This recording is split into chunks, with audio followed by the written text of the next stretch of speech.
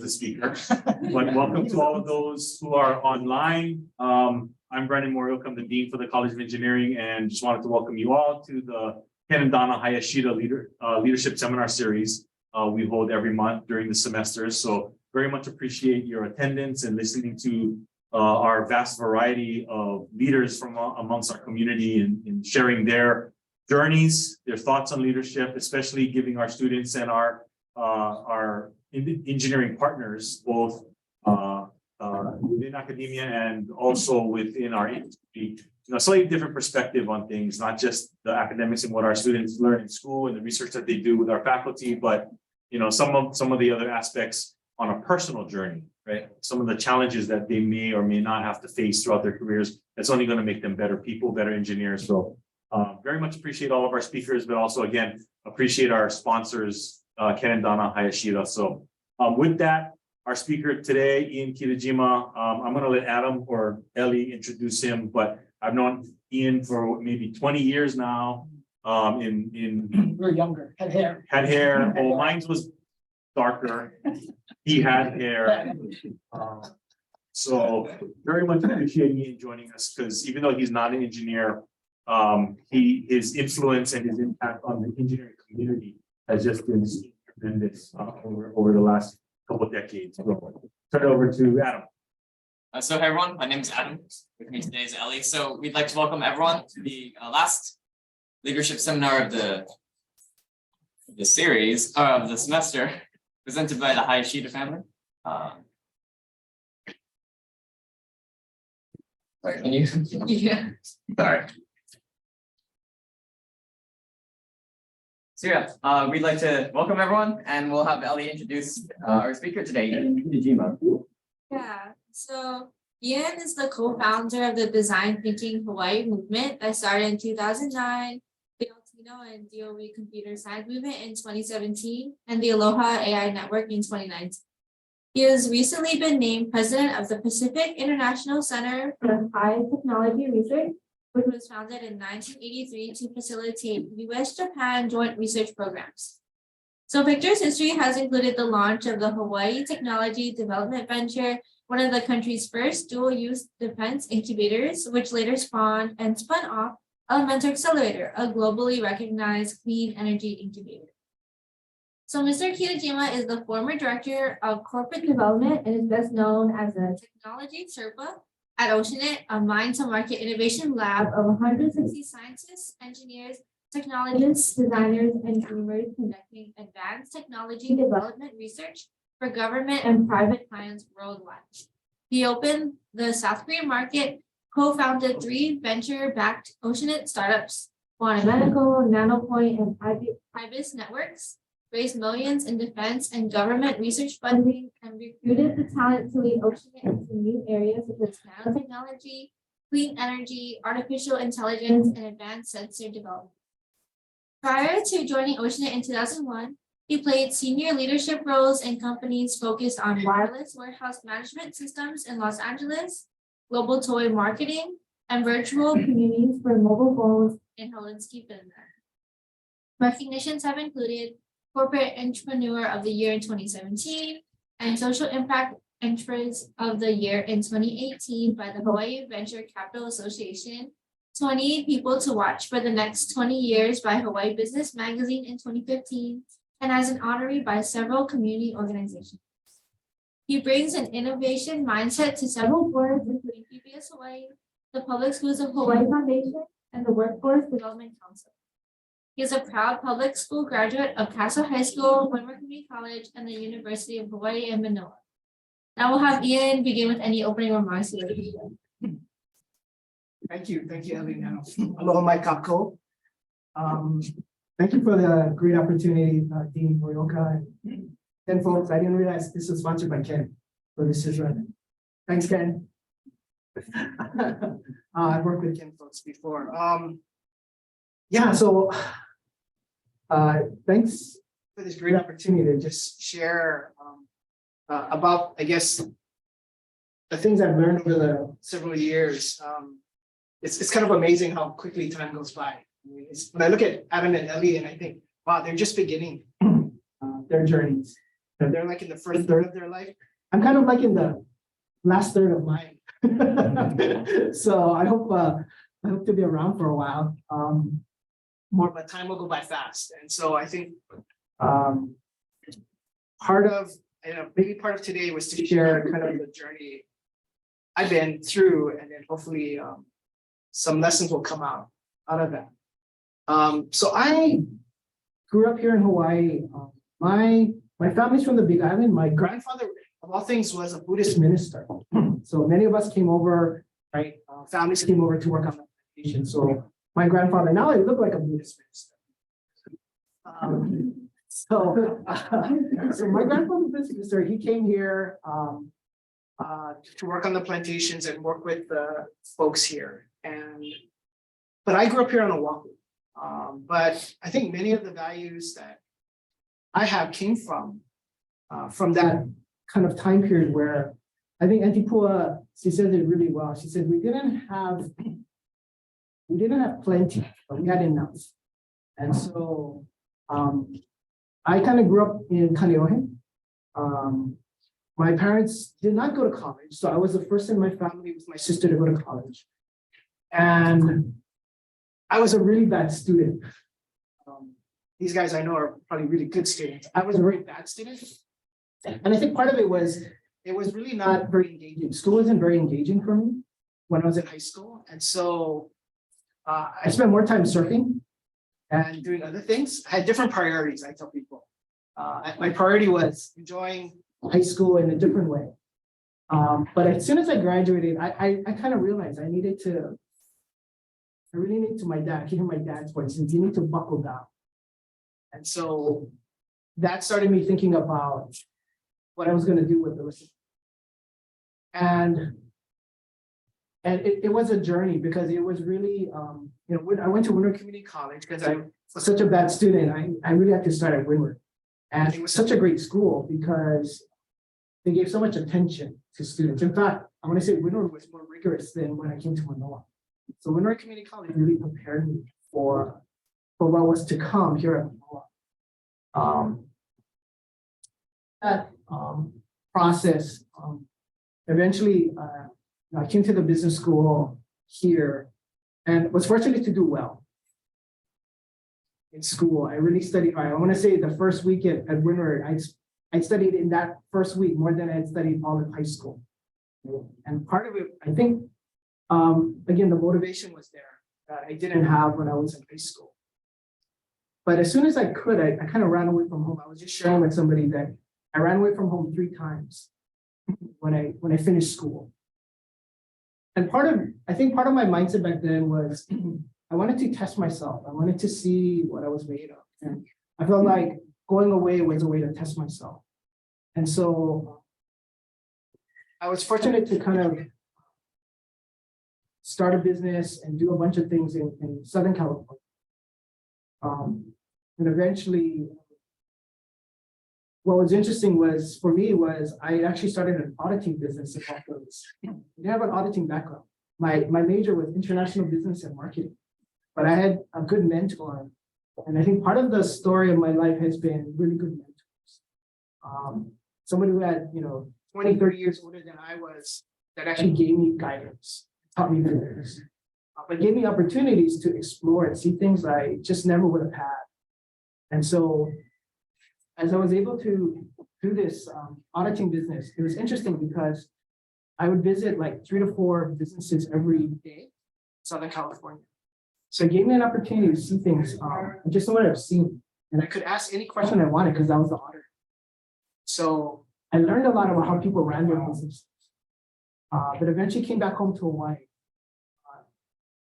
after a little bit of time on the mainland. And in the process, started automating, of all things, retail stores. So this was the early 90s when compatible computers were becoming affordable and had local area. And so I was able to start a business. And even when I was in college, what was always interesting was I wanted to apply what I was learning. And that wasn't really available, I felt. So I had to create those opportunities. And I also, students, you don't have to go away to have a world-class education. Like University of Hawaii is a fantastic place to go to school, but you have to decide that you're going to have a world-class education. You're going to seek out the best professors and you're going to do the most innovative things. And you can have a world-class education, and it is at the University of Hawaii. And as I was going through this process of starting a business in Hawaii and automating retail stores, again, the next mentor showed up. I was introduced to my next mentor, who was very successful. By the time he was 40 something years old, he had actually retired. Been a very successful businessman, but got bored and decided that he was going to start a software company of all things. He had no software background, but he had expertise in wholesale distribution. And so I was fortunate to become his partner. I merged my business with his, and had for 5 years, we automated retail, automated warehouses. Our biggest customer was duty-free shoppers. I don't know if you remember those guys, but I automated their Honolulu warehouse and eventually moved for the second time from Hawaii to Southern California to automate their North American operations in El Segundo. So I lived for 5 years, basically in warehouses, developing software and automating. So really building a product from scratch. And what's interesting when you're young is you don't know what's not possible. And if I really thought about it back then, it was like, we didn't have enough resources and to actually build a system like that. But because we didn't know what we couldn't do, we actually did it. And we built kind of one of the most advanced kind of warehouse management systems of the time in the early, basically in the 90s. So we used wireless terminals. Each terminal was like about $4,000. These were like amazing, spread spectrum, state-of-the-art laser scanning, and basically doing what is common now at Amazon and other places. But we were automating warehouses. And that's part of my story too. I'm always about 10 to 15 years ahead of the curve, which is bad if you're an entrepreneur because you're too ahead of the market, right? And so that's eventually what happened too was we were ahead of the market. We were so cutting edge. But after about 5 years, and actually I was married at the time, but imagine I was working 80 hours a week. I was working 80 hours a week, starting this new company, living in warehouses, traveling the world. Eventually that kind of ended my marriage, right? That was kind of like, one of the things you got to think about, I think when you're young is what kind of life do you want to have? And then making sure that you design around that. If you want a 9-to-5 job and you want to have that, then that's great. Don't pick a career that's going to take you around the world or take you away from your family. So this is the part where I had to start to learn, like I have to find a balance between my professional life and the things I want to do, you know, the professional thing and my personal life, which was hard. It was like a really tough time. So after, you know, the relationship was ending and I was kind of going, okay, it's time to leave the company I was part of. There were so many opportunities in Southern California. One of it was I actually got a position at the time with a new division within Grant Thornton. They were going to stand up what is called, today it's very common, they call it ERP, Enterprise Resource Planning System. So these are gigantic systems to automate businesses. They were starting a brand new division. That was a huge opportunity. And I had incredible experience because I've been doing that in many ways for years now. So I had gotten a senior position at Grant Thornton, signed the contract papers, but I had to come back home to Hawaii to close out my business in Hawaii. So what was funny too was the day I decided mentally that I was leaving the software company that I had created, my friends from Hawaii called. So mentally, in my mind, I went, I'm done.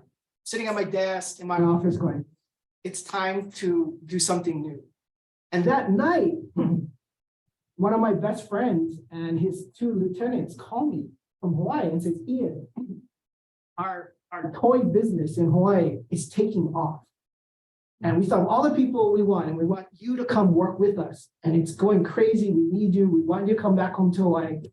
And I told him, that's weird. I just quit in my head. Today I just quit my job, right? And they're like, yeah, so great, come work with us. And I'm like, no, I'm not coming home. I'm not leaving California. I'm going to make my career here in California. And I said, and at the time, I didn't know what I was gonna do. I didn't have the position at Grant Thornton, but I just knew I was gonna stay in California. They said, no, come on. But anyway, I said, well, I gotta come back in a couple months. Why don't we get together and talk? Now, by the time I came back in 2 months later in December, I'd already accepted the position at Grant Thornton. But his lieutenant, his right hand, is a good friend of mine. And so I said, let's go to dinner. I want to hear about how things are going and everything. So I said, let's go to dinner. So it's in December. I have dinner with her. And she's telling me all about what's happening at the company and how they're, they just landed this huge contract and everything is just going crazy, And then weirdly, while we're having dinner, I swear to you, this voice comes over my head and basically says, you're supposed to marry her. I swear. I was like, what? This voice says, you're supposed to marry her. I was like, and my divorce had come final just before I came back home to Hawaii. And I told myself, I'm not getting into any relationships. I'm going to focus on this new role at Grant Thornton. I'm going to leave in 2 weeks to go back to California, to go to Colorado, to start my new position at Grant Thornton. But this voice says, you're supposed to marry her. Right? And I just started freaking out. I was like, what? Over dinner, this is during dinner, right? So eventually, she and I we talked till like, I think 2 o'clock. She goes back to her office and my best friend is, her boss. And he's looking at her and going, what's going on? Wait, what's going on? And then she says, I don't know. There's something going on. And so he goes, get him in here right now. Call him right now. And let's see if we can get him to come to Hawaii. So my friend calls me, goes, hey, something going on with you and Leah? And I go, I think so. Right? I didn't want to say what was happening that night, right? And he says, oh, come on in, just come. I go, okay. So I told my friend, okay, I'm coming in, but you could never match what Grant Thornton is offering. You cannot, like you're just starting a small company, whatever. So I get into the thing and he's just like, I really want you to come join us. I will match everything Grant Thornton is doing. Plus, I will give you like all these other things, a percentage of like how we do. So if the company does well, like it gets really interesting. And so I said, okay. So I leave the meeting. I see her in the parking lot. We talk. She goes, don't make this about me. Okay. If we're going to have something, we will do it. We can figure that out. But you have to make this decision. If you're going to make this 180-degree change, like you're going to come back from Hawaii, you're going to quit this new dream job, and you're going to totally change your life. Don't make this about me. You have to decide. So I really appreciate that she gave me that freedom. So after a while, I decided, what is this really about? Thinking forward into the future, right? And I said, okay, I'm just gonna jump off a cliff. I'm just gonna jump off the cliff. Because again, my friend's business is a toy business. It's a toy business. Grant Thornton. Right. And then my boss is like the senior, he's this older guy. He goes, Ian, just stay with the company 10 years. You'll take my job and you'll be a partner in 10 years. Like, don't go like, right. So Grant Thornton, dream job, whatever, or go into this toy business where it's like, we don't know where this is going to be in 3 years. Hey, I'm thinking, I'm retarded. And I go, okay, I'm just going to jump off the cliff. I'm just going to jump off the cliff. I call my mentor, the software company, I said, hey, Rick, it's Ian. I just want to let you know, I'm actually quitting Grant Thornton and I'm going to join my friend's toy company, a yo-yo company. We're selling yo-yos. He's like, what? Toy? Grant Thornton's like, I'm your mentor. Like, what are you thinking? I don't know. I think I found the girl I'm supposed to marry. He's like, what? Like, you just got divorced. Like, what the hell? What's going on with you? Right? I'm like, I don't know. I'm just retarded. And then I call my boss, my future boss at Grant Thornton. I call him up. I go, hey Lee, it's Ian. I'm not coming back. I think I found the girl I'm supposed to marry, and I gotta get out of this Grant Thornton thing. He's like, and he was like, what? But okay, I get it. And that started this other journey into another career, into the toy business. And the main thing I want to say about that toy business, it was like being in a hyper growth startup company. So in 3 years, we went from, I think it was the 7th employee, we had over 100 full-time employees plus probably 300 part-time employees. And the main thing about that was, especially for young people, I was able, so when I was in that software business for 5 years, I got paid the same amount of money I got from day one to the day I left. I never took a bigger salary than what I got. All of a sudden, I want to say the first paycheck I got from the toy business, the first paycheck I got now was more money than I made in an entire year. And the reason why I tell you that is what started to happen was I started to see how money started to affect me and others around me. Because we started making lots of money, right? When you start leasing Jaguars, you're getting messed up, right? Like we literally leased Jaguars. We're making so much money. And what I realized was money was interesting because it seemed to make you more of what you were already. So if you were a jerk, you were a bigger jerk. But if you were a nice person and generous person, it made you a nicer, more generous person. Again, money just tends to amplify things. But the main point I want to say is there came a point in the process of doing this business where you could have paid me more money. I wouldn't do it anymore. Right? You could pay me $1 million and I wouldn't do that work anymore. And when that happened, I realized I was free from the money. Because I think when I was, as you go into your careers and stuff, it's like, you grow up with enough, but not plenty, right? You always want to, like, what is it like to make a lot of money? And all of a sudden I was, that catalog in the, like there were some of these really nice catalogs on the plane, and I was traveling a lot. So a lot of time to look at those catalogs. I remember looking through those catalogs of all this really cool stuff and expensive stuff too, and setting this, and I looked at this catalog and go, wow, I can buy anything in this catalog, anything. And then I go, but I don't want any of it, right? And then having money and then going, I'm hating my job. There came a point where I just hated what we were doing. I hated the work. That at that point when I could say, I could just walk away from it. That's when I was free.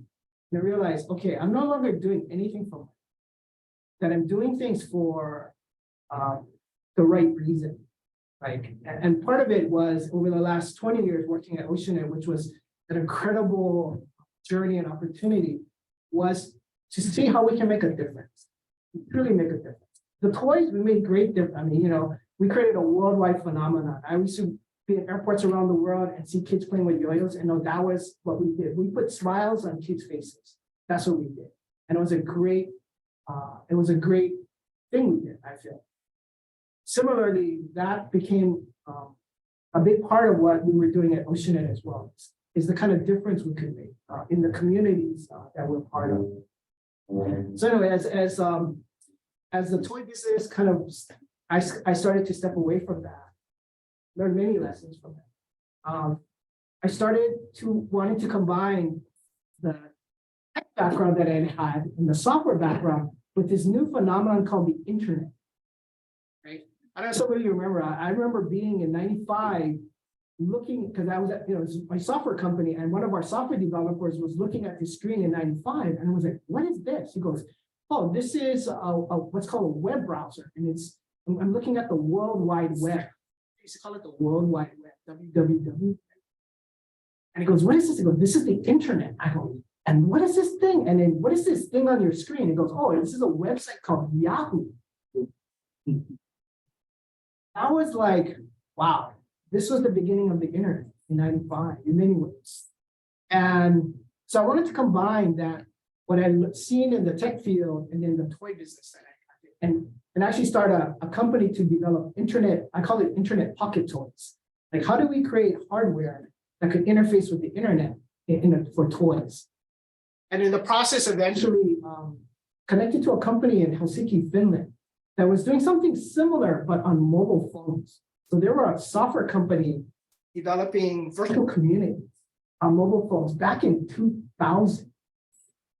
Right, so this is like super state of the art. And at the time, Finland and Japan were the world's leaders in mobile phone technology and applications. So it was like a dream. It was like being at the epicenter of the mobile phone revolution, where every time I was in Helsinki, there was all these people from Japan, from Docomo and Japan, because they were the leaders at the time.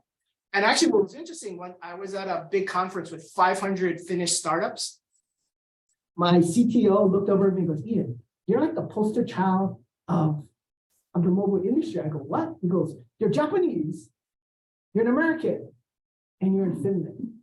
Right? I go, "I think you're right," you know. Right? And that was really amazing to be a part of that revolution. And actually interfacing and working with some of the most brilliant, technical, amazing engineers, software people in the world in Finland, right? And then it dawned on me one day, as I was talking to all these people, I realized that back home in Hawaii, I had friends who were just as talented as these people. And these are the best of the best. And I felt like, if this is the best of the best, I also know some of the best of the best, and they're actually in Hawaii. And that's when it made me realize, you know, I keep running away thinking that there's something better somewhere else, or that the people, there's better people other places, but realizing that was the epiphany for me, was we have that same talent here in Hawaii. And our friends, and what makes, I think what makes, it's not just the technical part of a person and the skills they have that makes them special. I think what I realized was what makes these folks I know, and what makes, I think, our students special, is because you grew up here. Because of the values and the things you find important. And so that was realized, well, that was the big part, was because we grew up here, the way we were raised and the values we have, that makes us like hardworking and willing to collaborate and work with others and not see the colors and try and blend away those lines that separate so many of us. And I remember also one day talking to this like company, and across the table, the guy was looking at me and looking at me, goes, "You're from Hawaii?" And I go, "Yeah." And he goes, "Oh, I went to HPU." So, wow, HPU is really good recruiting. And there are a lot of students actually from Finland that went to HPU. But anyway, so that eventually made me realize, and I left my wife here, but so I married that lady, that girl, but I left her in Hawaii. I said, I don't want to move us to Finland, because my investors actually said, "Ian, why don't you move your wife to Finland? We'll get her a job in the tech industry there." And oh, by the way, the tech industry in Finland is like amazing. But here's another story about Finland. Finland is primarily shipbuilding and forestry. They got more reindeer than people. There's like 5 million people or something in Finland. And so, you know, I would look at them and go, hey, so Finland has their main industries were shipbuilding, forestry, and reindeer. Right? And I thought, wait a second, what do they have? Right? They don't have anything. And that was the thing I realized. Because they had no other choices, very few choices, they as a country decided that we have to focus on science and technology. By the way, Nokia, which is the phone company, they weren't a phone company. They were a conglomerate. I saw rubber boots with the Nokia label on it. They sold rubber boots, TVs. They were just like, I don't know, like a GE or something, like a very traditional company. But the country decided that they were going to go all in on science and technology and built the most amazing science and technologies, universities and schools all over. And they created the policies that made being in tech very, very attractive. Right? And that was like, wow. And they organize crazy. We're starting to work a lot with HTDC. I was like, I remember their version of HTDC organizing massive conferences. Where I remember being in a room with 500 of the best startups in Finland. And the guy, like a Brennan, he's in the front of the room, who's the leader.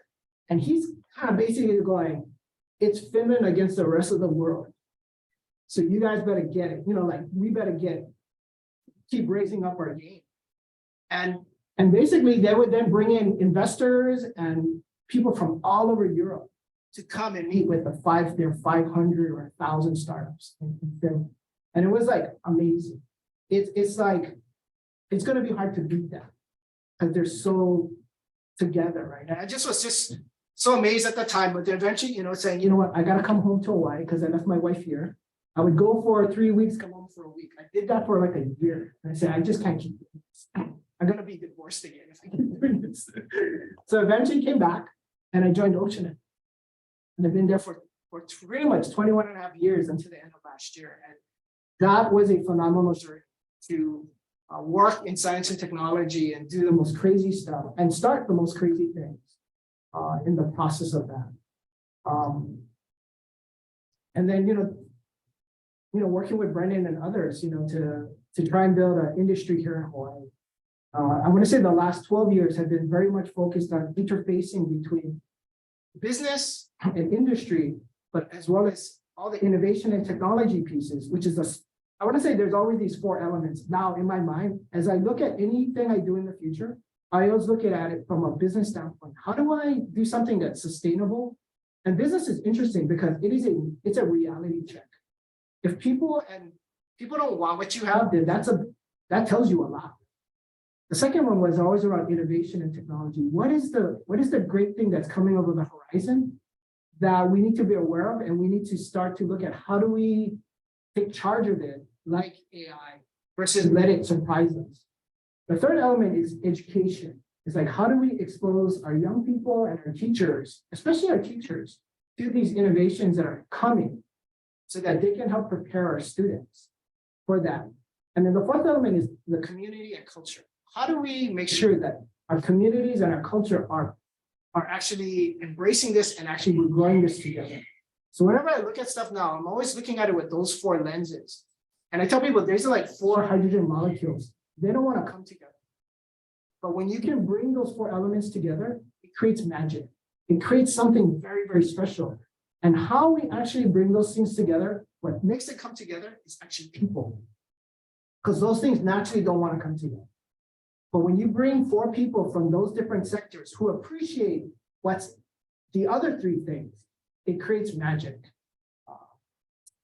And so I've been really fortunate, and I just want to thank Pat and John Sullivan for the years of support to do all these crazy things, and also the support to support our communities. And yeah, so I recently retired from Ocean at the end of last year, and have interestingly not been able to retire very much. Been more busy than I was at Ocean doing now work at Picture, which is the Pacific International Center for High-Tech Research. It's been around for 40 years and doing great work. You may not realize that, for example, Elemental Accelerator, the energy accelerator, was born at Picture. Picture also had created probably the country's first dual-use small business incubator for small defense-related companies, and that was started at Picture as well. And so now I'm there, and we're plotting the next good stuff that's going to come out of to really support the community. And so what I'm looking for at Picture is actually the projects that no single organization can do by themselves. Somebody can do it by themselves. I said, you don't need us. But if you're trying to do something really big that requires lots of people and lots of organizations to be a part of, that's where I think we want to go. But anyway, so I said a lot. So anyway, I'll kind of open it up to questions, and I know the students have all kinds of great. I saw the list; it's fantastic. Some of the questions. So thank you very much, Ian. It was really amazing to hear that entire story and all the lessons that you learned from it.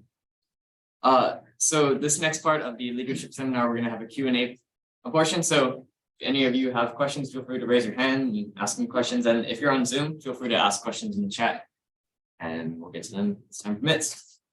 Yeah, so I'll be asking the first question. So you kind of ended at your move to Victor. I was just wondering, like, what made you excited to move there, especially like out of retirement? Yeah, one of the things that happened over the course while I was at OceanAid is about 12 years ago, more than 12 years ago, remember like 14 years ago, I really started getting involved in this process called design thinking that comes out of Stanford. And I wanted to bring that to OceanAid because every company has its superpower. And OceanAid's superpower is we're a technology powerhouse.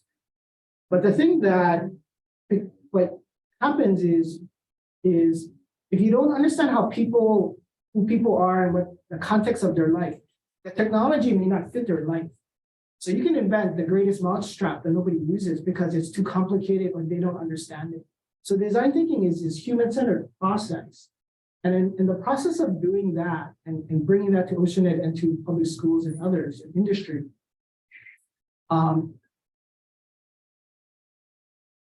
we started working, of course, in education and stuff. And I feel like what Picture just gave me maybe a bigger platform because it's focused more, I want to say not just in Hawaii, but internationally.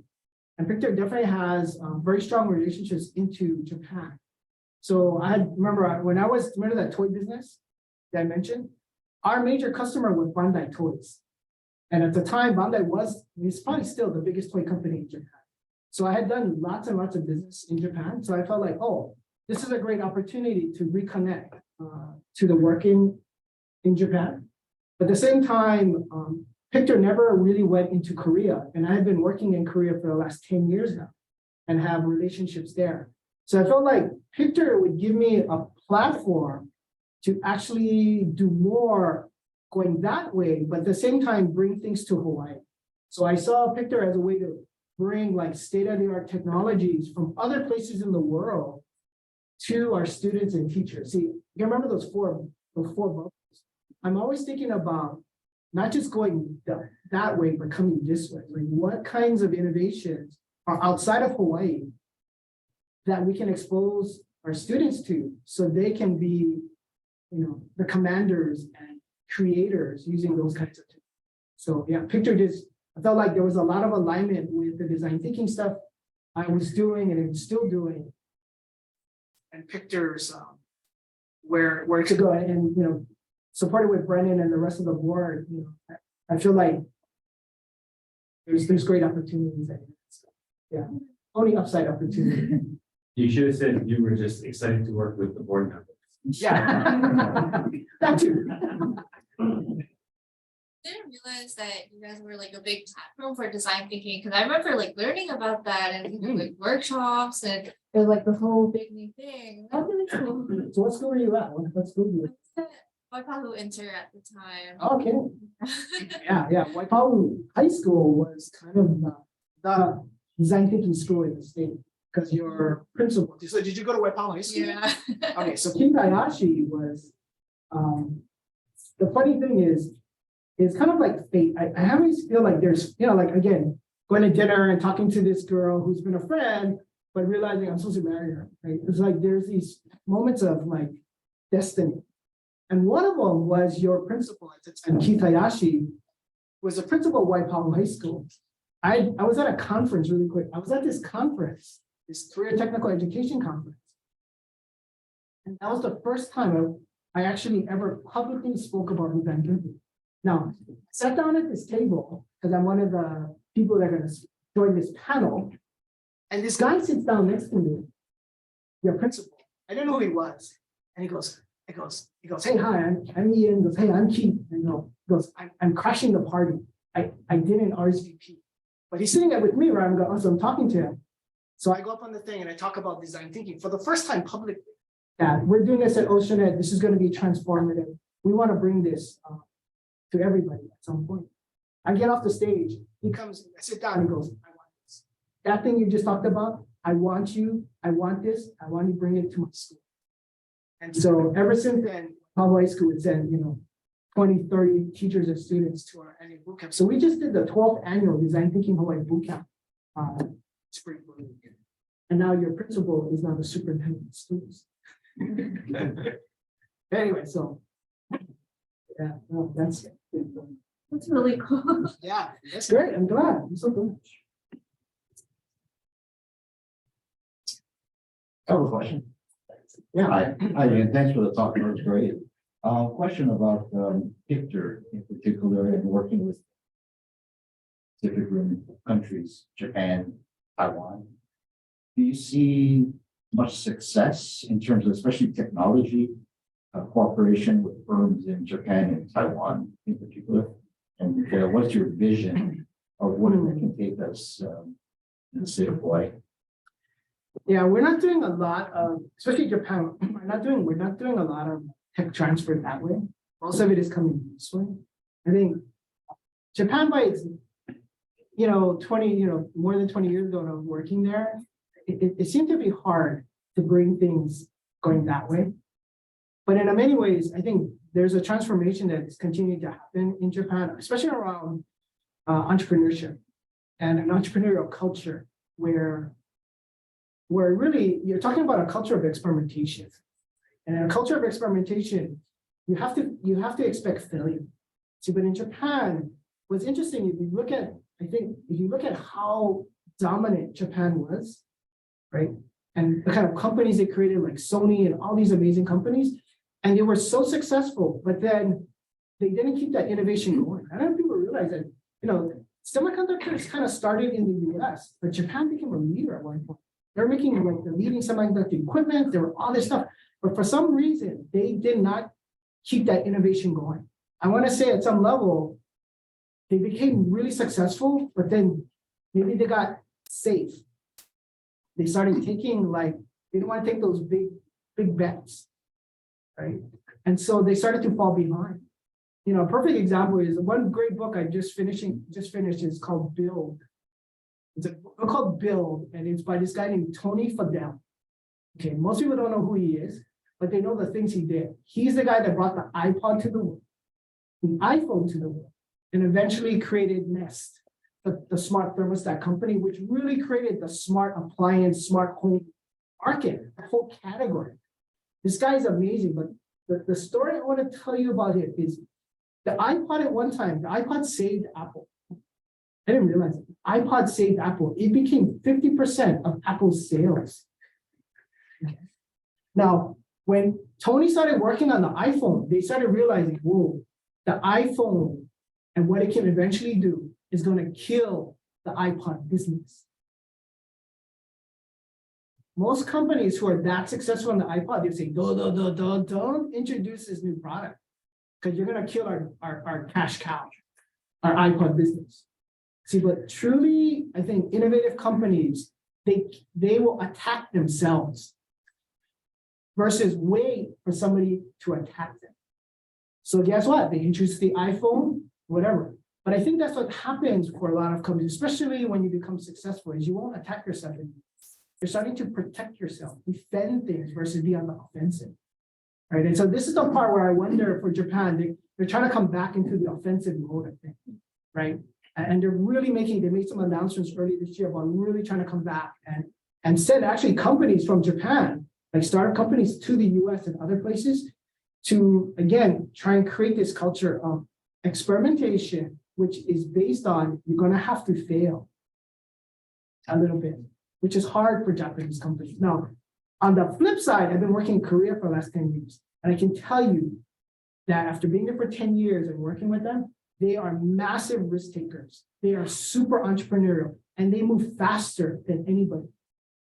And even if they're successful, they keep pushing forward.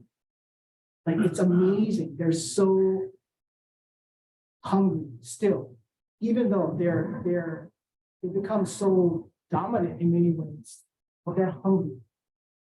And so anyway, so my hope is that, so we are working, doing more things in Japan.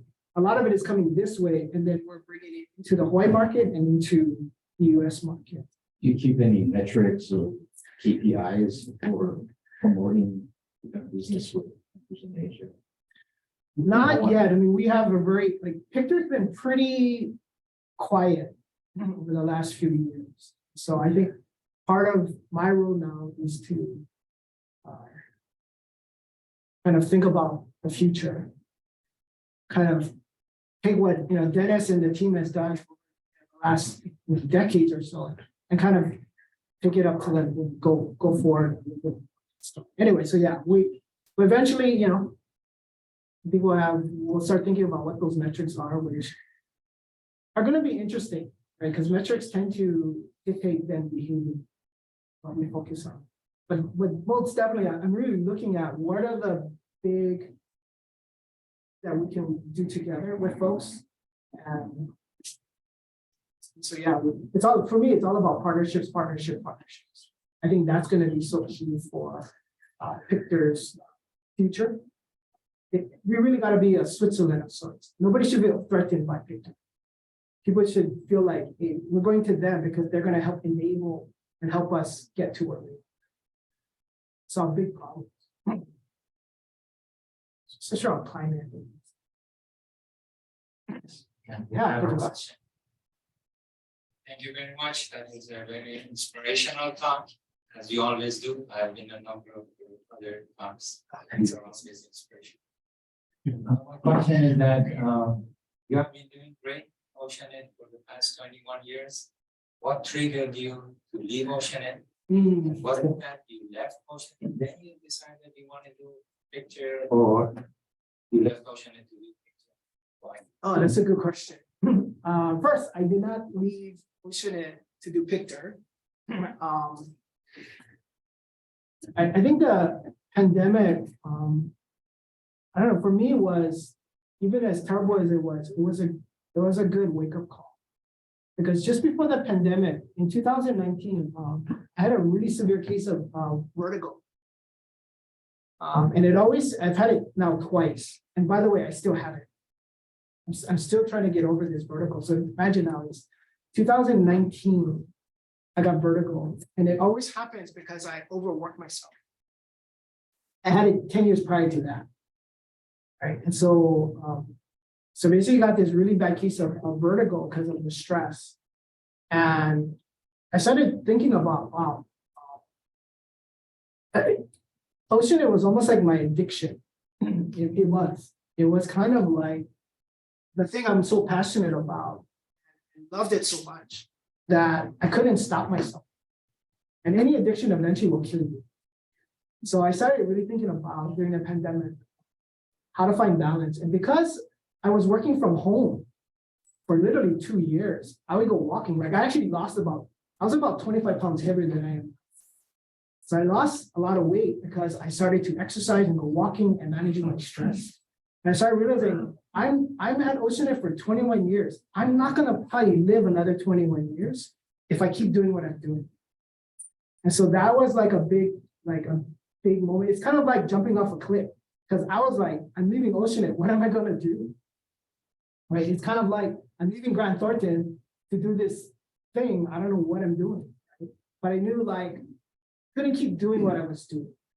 And as much as I loved it and everyone at Oceanit, I felt like it was time for me to do something for me, which was kind of hard because I normally don't do things for me. I shouldn't say that.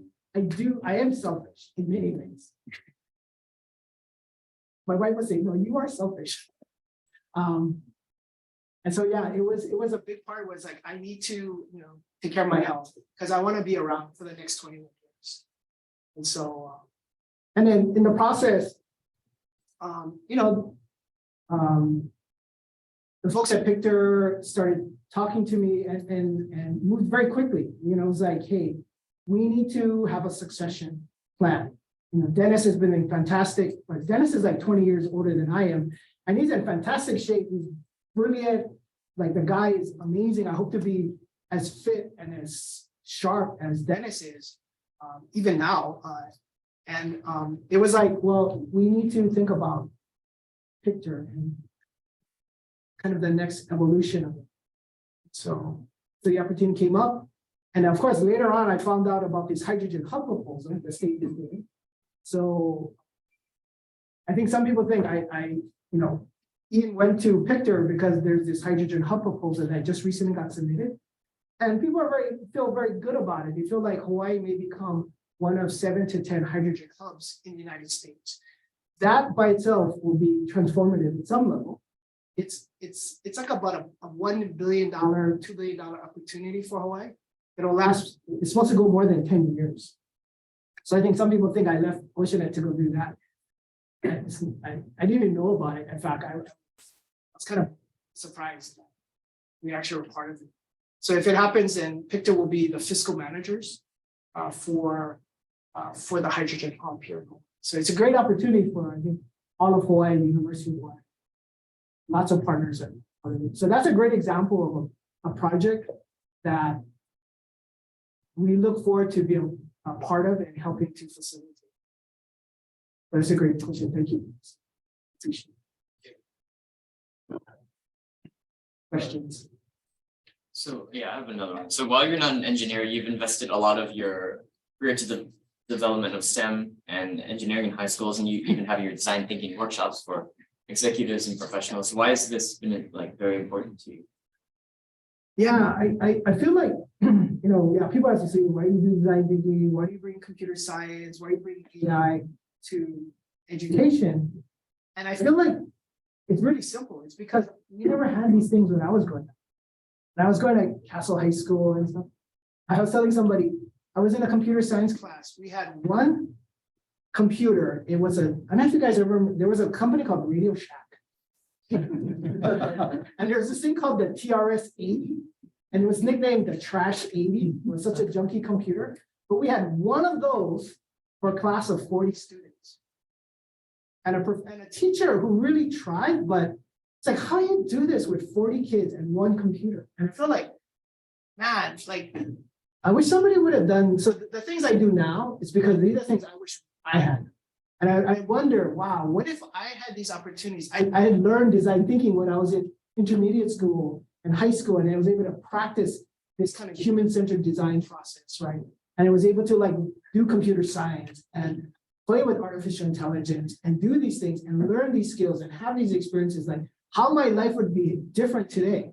I'm not regretting my life. My life is fantastic. I've been super lucky, but I just wonder, in what you guys are going to be doing in 10, 15, 20 years. My theory of change is that Hawaii will change because our students are transformed, that they will create Hawaii's future, not the guys on Bishop Street where I reside. We're not going to create it. So my theory of change is, how do I bring these game-changing opportunities and skills to students and teachers? And teachers are key, because if a teacher is scared of something and fearful of something, they will not introduce it to their students. That's just the way it is. I was really fortunate. My mother had a very severe disease that really crippled her, but she never transferred her, I want to say, ultimately her fears of life onto me.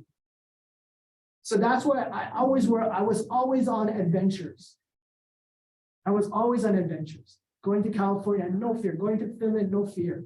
I remember going on a bus. I used to go around the island and go to Alamana Shopping Center for Kaneohe and catching a bus. I was 7. Would you put your kid on a bus, let your kid go by yourself on a bus? But the thing about it, my mother was so sick, she didn't even know I was catching the bus. Right? So in a way, I was kind of like this kid, wow, but you know what?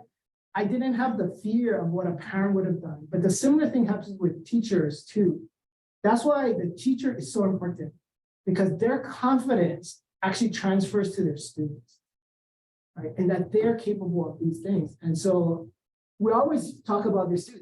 We have to raise our expectations of what our students can do, because our expectations set their expectations.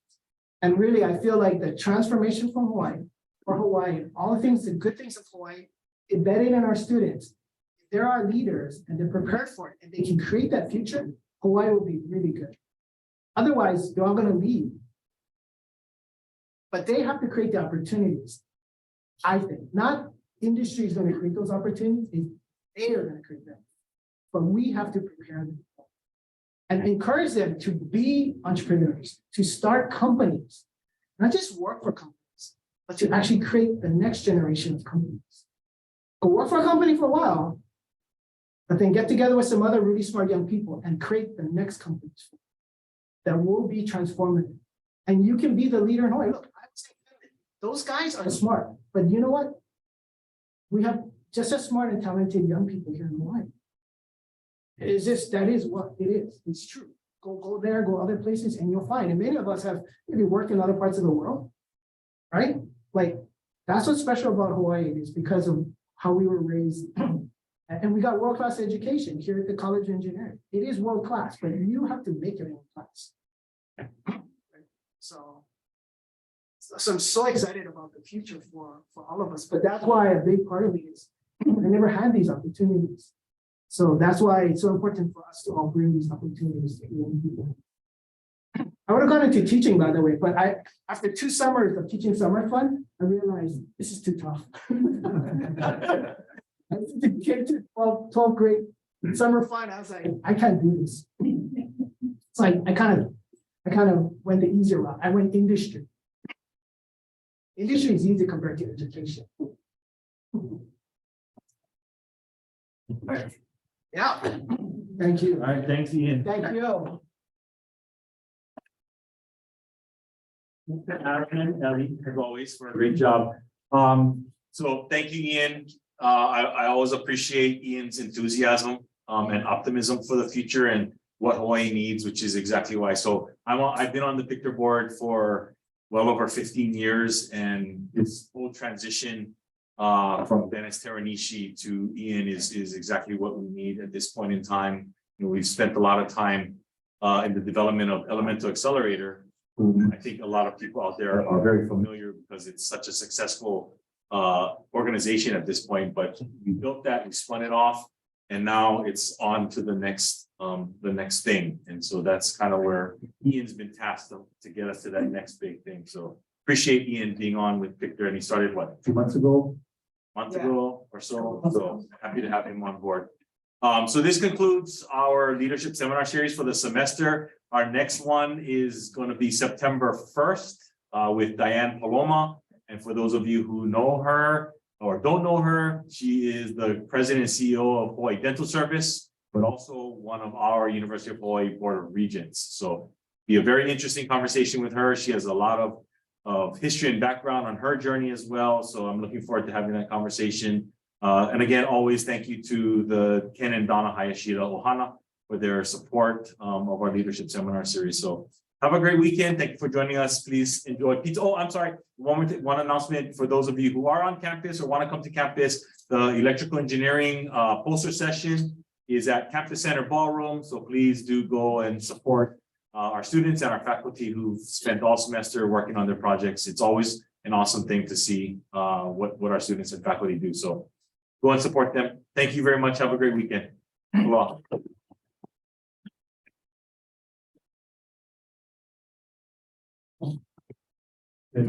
Thank you. I didn't know you were with me.